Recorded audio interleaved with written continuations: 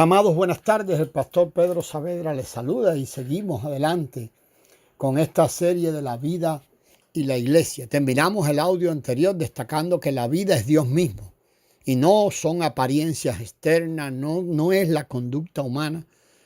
A menudo oímos decir que la vida de cierto hermano es muy especial. Decimos que, o se nos dice que ese hermano es muy espiritual, que es una persona muy rica en Cristo, pero Dios debe abrir nuestros ojos para dejarnos saber que la humildad de cierto hermano o su docilidad o su perseverancia o su bondad no necesariamente son el resultado de que ellos sean abundantes en la vida abundante, en la vida divina. ¿En qué basamos nuestro criterio para determinar o atribuir espiritualidad en un hermano?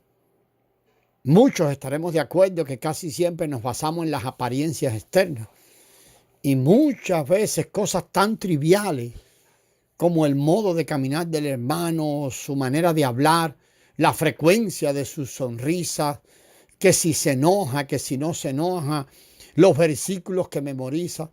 Y si esa, amado, es la base de tales consideraciones, es muy débil. Imagínense que hasta la estatua de María o cualquier otro santo en las catedrales católicas también podría considerarse espiritual. ¿Sabe por qué? Porque esas imágenes sí están quietas y nunca se enojan. Amados, lo que determina si una persona es espiritual no son las apariencias externas. La vida es Dios mismo y la vida es Cristo.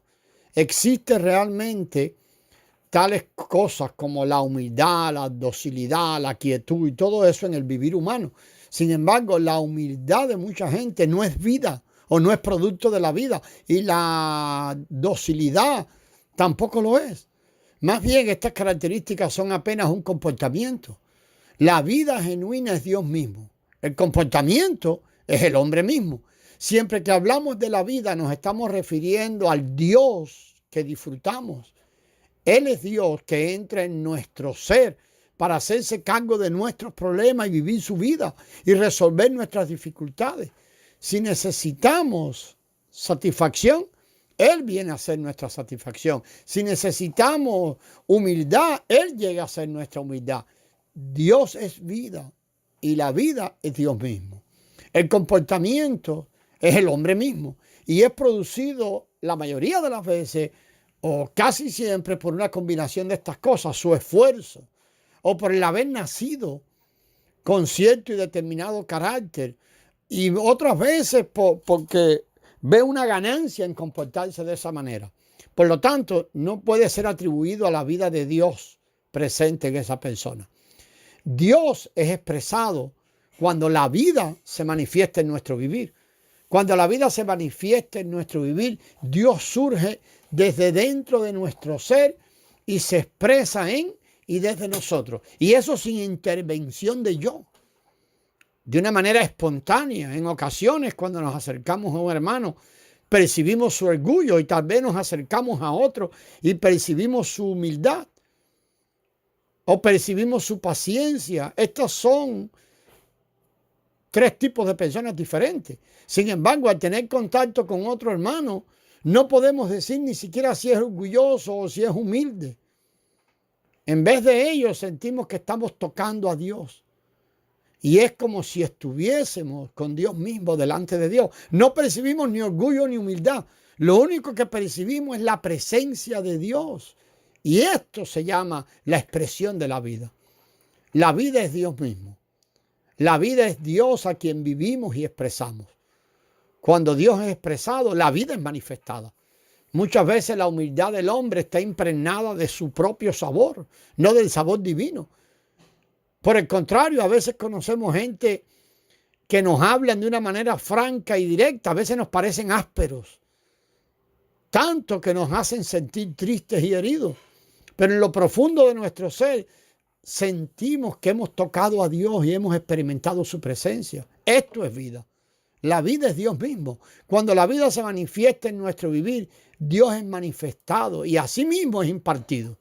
Esto no es teología, no es filosofía, no es el resultado de una investigación. Esta es la revelación de la Escritura. En el Antiguo Testamento nos dice que la vida está en Dios. Salmo 36, 9. El Nuevo Testamento habla claramente de que la palabra se hizo el Cristo encarnado.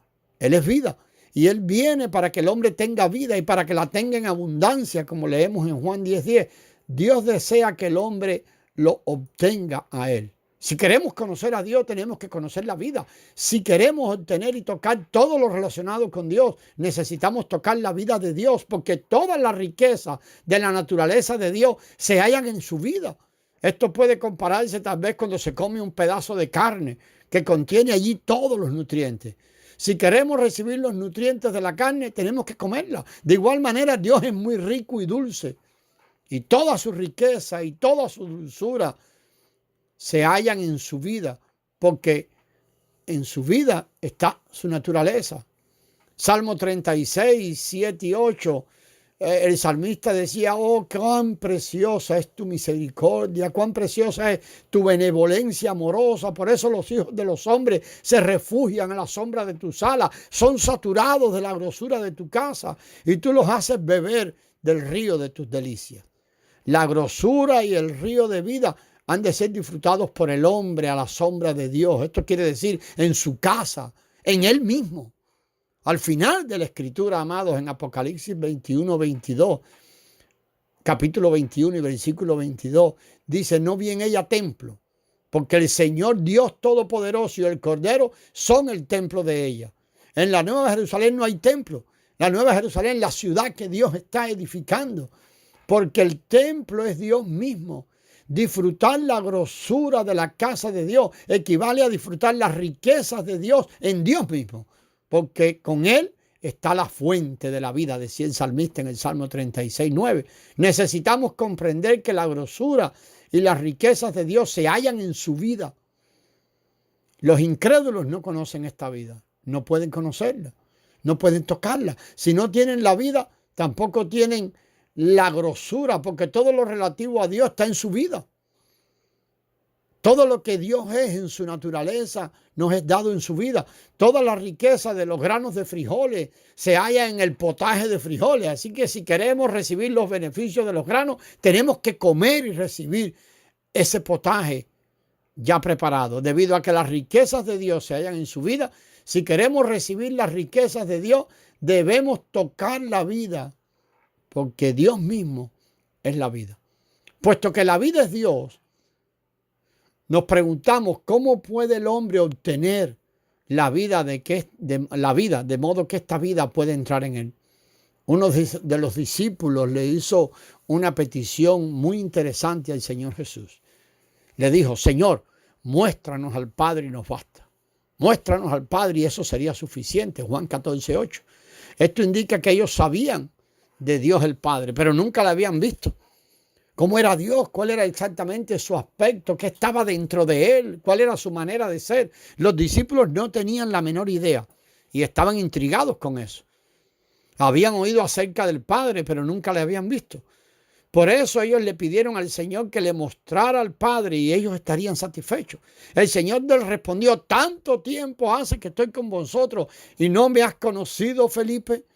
El que me ha visto a mí, ha visto al Padre. ¿Cómo puedes decir muéstranos al Padre? ¿No crees que yo estoy en el Padre y el Padre en mí? Esto es versículos 9 y 10. Esto significa que el Señor es el Padre y el Padre es el Señor. Entonces, ¿dónde está Dios? Bueno, pues Dios está en Cristo. El mí en la frase el Padre está en mí es Cristo, quien es la palabra encarnada. ¿Dónde está Cristo? Juan 14, el Señor Jesús dijo que el Padre está en Él. Y luego dijo que Él dejaría a los discípulos dentro de poco. Aunque el Padre está en Él, Él no quería que los discípulos valoraran esto como un tesoro y se aferraran a Él.